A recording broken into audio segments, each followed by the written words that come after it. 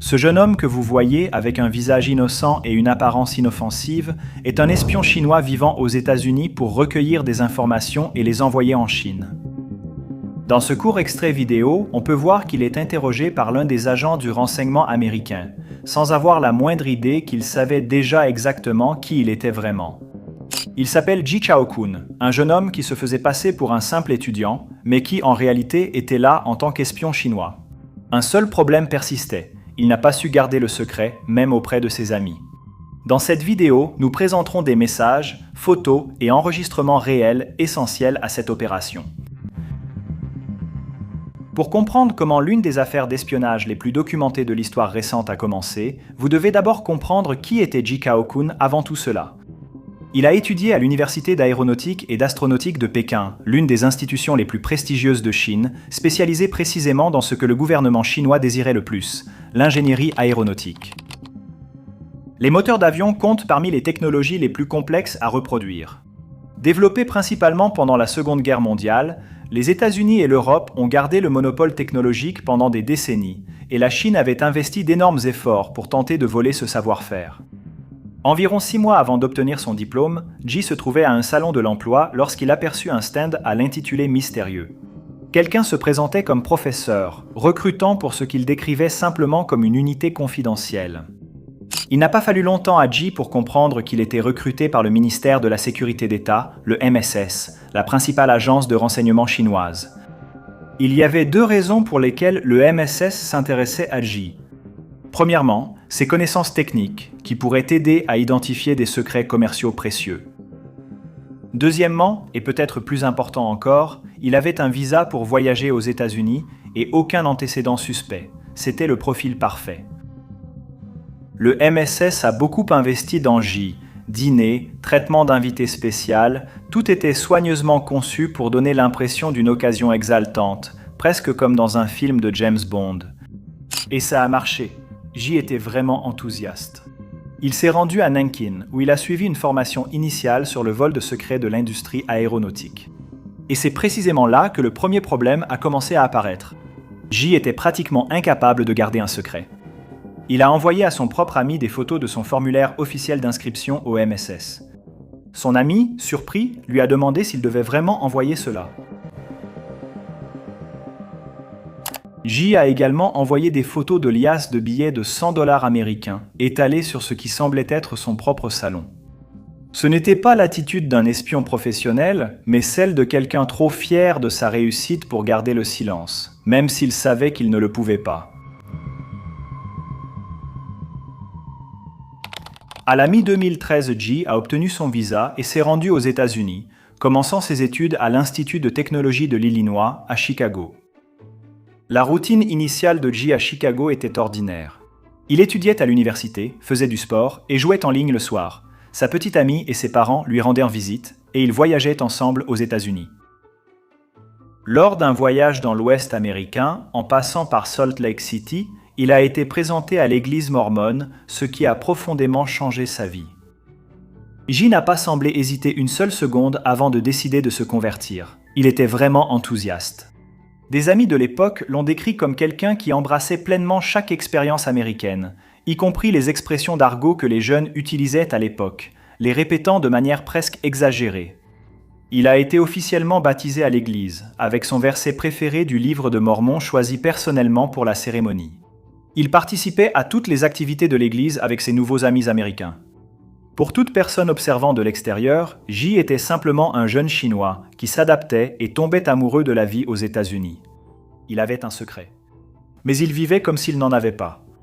En août 2015, la première mission spécifique et documentée est apparue, venant directement du MSS, coordonnée par un agent nommé Xu Yanjun, qui avait la responsabilité spécifique de voler des secrets liés à l'industrie aéronautique. Xu a demandé à Ji d'accéder à 3 sites commerciaux différents de vérification des antécédents et de télécharger des rapports sur 9 scientifiques, dont la plupart étaient des citoyens chinois vivant et travaillant aux États-Unis pour de grandes entreprises du secteur de la défense. L'objectif réel était d'identifier et potentiellement de recruter ces scientifiques afin de voler la technologie américaine et de la remettre au gouvernement chinois. C'était une tâche relativement simple, mais Ji a mis plus de temps que prévu. Xu insistait, demandant à plusieurs reprises si le matériel était déjà prêt. Lorsqu'il a finalement rassemblé les vérifications des antécédents, Ji a tout envoyé par email à Xu avec un objet complètement étrange pour masquer le contenu. Épreuve de mi-semestre? Ji faisait face à un problème pratique. Son visa était un visa étudiant. Une fois ses études terminées, il devrait quitter le pays et retourner en Chine. La solution qu'il a trouvée a été de rejoindre l'armée américaine grâce à un programme appelé MAVNI, qui permettait à l'armée de recruter des personnes qui n'étaient pas citoyennes américaines, mais qui possédaient des talents ou des ressources spéciales dont les forces armées avaient besoin. Ji parlait couramment le chinois. Ce talent spécifique allait accélérer considérablement son processus de naturalisation, de plusieurs années à seulement 6 mois ou 1 an. Tout semblait aller parfaitement bien pour Ji. Il avait trouvé un moyen de rester aux États-Unis. Il était dans l'armée, sur la voie rapide vers la citoyenneté américaine, avec un accès potentiel à des informations sensibles. Et puis, tout s'est arrêté brusquement. En avril 2018, un homme dans une voiture rouge, garée devant l'appartement de Ji, est descendu et l'a abordé dans la rue. L'homme a dit qu'un ami de Ji à Nankin avait des ennuis. Il a emmené Ji dans une chambre d'hôtel au centre de Chicago et lui a montré un article de presse. Un espion chinois avait été arrêté en Belgique à la demande des États-Unis. C'était Xu Yanjun, le propre contrôleur de Ji, qui était devenu de plus en plus insatisfait au travail et avait commencé à prendre de plus grands risques pour obtenir des secrets à l'étranger. Il a fini par voyager en Europe et a été capturé. L'homme qui parlait avec Ji s'est présenté comme un autre officier du MSS, disant qu'il devait comprendre comment Xu avait été capturé et à quel point l'infiltration de ce réseau d'espionnage était profonde. Ce que Ji ne savait pas était simple et dévastateur.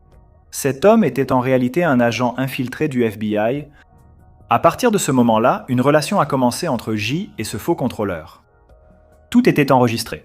Il y a eu 3 réunions, avril, mai et septembre 2018. Ji a été extraordinairement coopératif lors de ces conversations. D'une manière presque touchante, il semblait désireux de montrer qu'il avait fait du bon travail, pensant impressionner son nouveau chef, avec de grandes ambitions pour l'avenir au sein de l'armée américaine. L'agent infiltré a demandé à Ji de signer un reçu rédigé en mandarin, littéralement, reçu de paiement d'espion du MSS. Le signal convenu pour procéder à l'arrestation serait précisément le moment où Ji signerait un autre de ses reçus de paiement. Il y a eu un petit problème logistique, il n'y avait pas de stylo dans la salle. L'agent infiltré a dû aller dans le couloir pour en obtenir un auprès d'un autre membre de l'équipe d'arrestation. Ji a signé le reçu pour l'argent qu'il recevait pour le travail. Les agents du FBI sont entrés et pour la mise en scène, ont aussi simulé l'arrestation de l'agent infiltré, criant théâtralement comme s'il était capturé avec Ji. FBI, ne bougez pas! Allonge-toi! Allonge-toi! Main contre le mur! Ensuite, 2 vrais agents se sont assis à la table avec Ji pour une dernière conversation. La ruse était simple. Cet homme que nous venions d'arrêter travaillait avec le MSS. Pourquoi parlais-tu avec lui? Ils ont essayé de voir si Ji coopérerait et deviendrait une source pour les États-Unis. Il n'a pas coopéré? Ji Kao-kun, 27 ans, a été officiellement arrêté. Ji a été accusé de complot en vue d'agir en tant qu'agent étranger aux États-Unis, de fraude électronique et d'avoir menti au gouvernement américain. Il a toujours affirmé son innocence et insisté pour aller jusqu'au procès. Les preuves étaient accablantes, des messages, des photos et des enregistrements qu'il avait lui-même produits au fil des années. Le jury a reconnu Ji coupable de pratiquement toutes les accusations. Xu Yanjun, son contrôleur, extradé d'Europe, a écopé de 20 ans de prison. Ji Chao-kun a été condamné à 8 ans. Mais l'histoire a eu un dernier chapitre inattendu. À la fin du mandat de Biden, Xu et Ji ont tous deux été renvoyés en Chine dans le cadre d'un échange de prisonniers, ce qui a permis le retour de 3 citoyens américains détenus par Pékin. L'histoire de Ji Kao-kun diffère de tous les films d'espionnage connus. Il n'y avait pas de course-poursuite en voiture, il n'y avait pas de gadgets sophistiqués. Il y avait un jeune homme vraiment enthousiaste à propos de sa propre vie aux États-Unis, qui s'est converti au mormonisme, s'est fait de vrais amis et a rejoint l'armée américaine en rêvant d'un avenir brillant. Et qui, en même temps, envoyait à des amis des photos de son formulaire secret de recrutement d'espions sur son téléphone. Si vous avez vu la vidéo jusqu'ici, dites en commentaire ce que vous en pensez et de quel état du Brésil vous regardez. À la prochaine vidéo.